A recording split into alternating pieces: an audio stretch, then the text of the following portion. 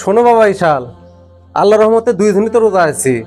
আর রোজার দিনও রোজা কিন্তু ভাঙ্গা হবি না, কারণ রমজান মাসের রোজা মুসলমানের ফরজ ইবাদত। আচ্ছা আব্বা, ঠিক আছে, আমি রোজা ভাঙবো না।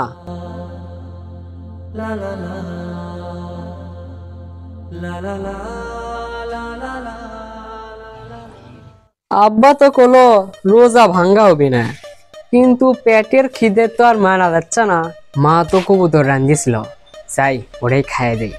আব্বার কথা কি এখন শোনার টাইম আছে? আব্বা তো আর দেখিচ্ছে না।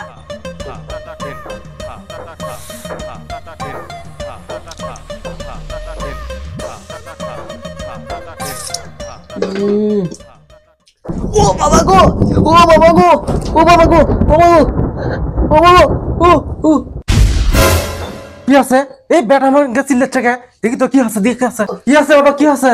তুমি টিঙ্কা করছো কে? হ্যাঁ, এর তুমি রান্না ঘরত কি করো? আব্বা, আমি আসে কবুতরের গোস্ত গাছে খাওয়ার পর পেটের মধ্যে যে কি হলো, চোখ দেখালে আগুন বাড়াচ্ছে। তুমি না রোজা আছো, তুমি কা কবিতার গোস্ত খাবা? আব্বা, পেটের ঘিরে তো আর মানা যায় না, তুমি আমাকে মাফ করে দাও আব্বা। মাপ? আমি কা মাপ করবো? আল্লাহর কাছ থেকে মাপ লাও। রোজা হচ্ছে আল্লাহর হুকুম, আমি মাপ করলে হবে? আল্লাহ মাপ করলে তুমি মাপ পাবা। আল্লাহর কাছে এখন আমি কেমনে মাপ চামো?